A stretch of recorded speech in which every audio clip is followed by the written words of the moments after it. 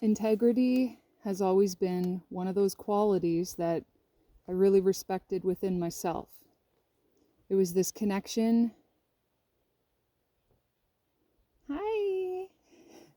It was this connection to quality and spirit where I hold others accountable. I call them out on their BS. And I make sure that I am always in a place of integrity within myself. Hi, I'm Holly, and I'm sharing a part of my journey to bring courage and inspire you on yours. And there's been a few times in my life that really stick out for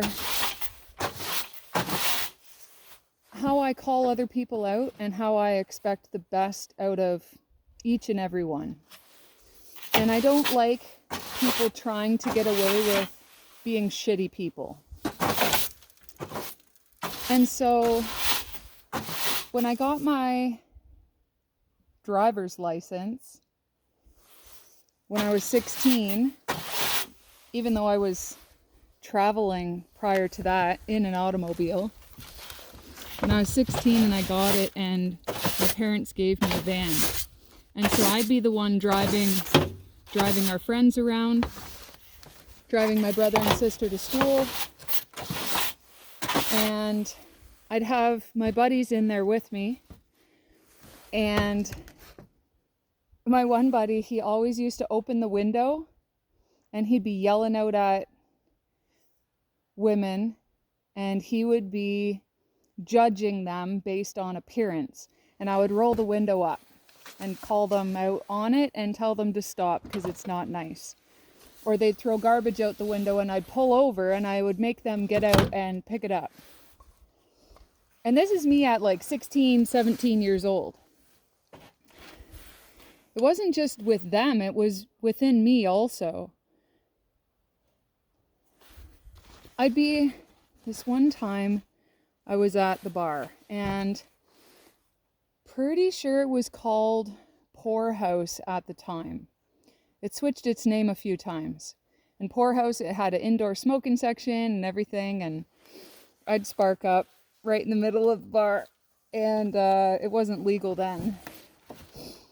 And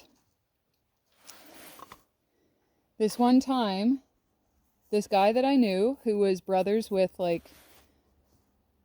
someone that I really had a close bond with, and he knocked my drink out of my hand. And it wasn't on purpose, it was an accident. And his choice on what he chose to do after that happened was he laughed. He didn't apologize. There was no accountability at all.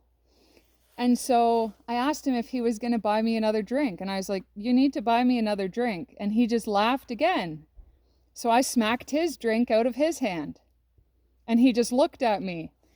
People don't expect when you call them out on their bullshit. And then they're like, shock and awe, right? They freeze. Because they're like, I didn't expect that. Hey! Hey! Good boy. Buddy, here! And another time, it was the end of the night at the bar. And I was waiting for a buddy to come out of the bathroom. And I'm standing there, and my hair got pulled. Someone behind me pulled my hair. I turn around, and there's 4 native chicks sitting at the table right behind me. And they all just go, pretending like nothing happened. This is like 2 o'clock in the morning, okay? After everyone was drinking and getting their groove on the dance floor. And so I turn around, because I don't like drama. I really do everything I can to prevent people from getting into these situations where there's conflict. And so I turn back around, and I'm looking at the bathroom, waiting for my buddy. I didn't move. They're still right behind me at the table. They pulled my hair again. I turn around, I was like, What's your problem? Or what do you want? Something like that. They still pretended like nothing happened and they would say nothing. When you make a decision to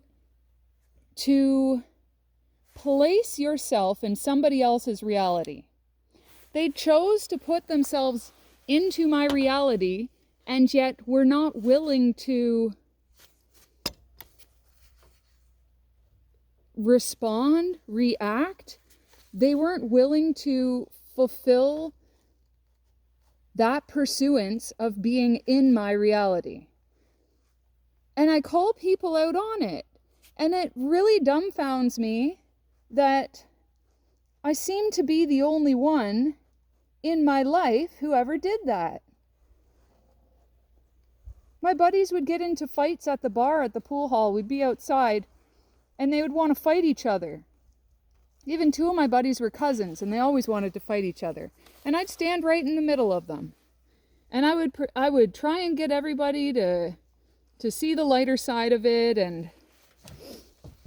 and be happy and just have a good time.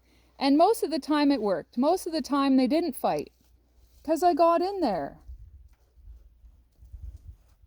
There's been a few times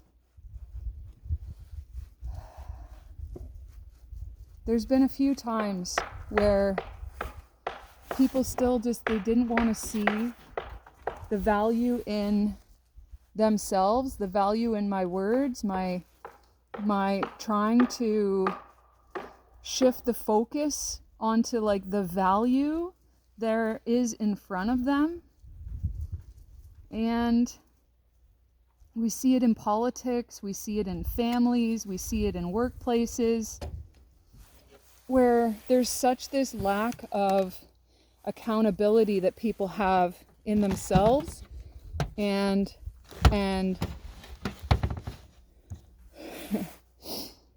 I think it was Tom MacDonald where he said the pussification of society.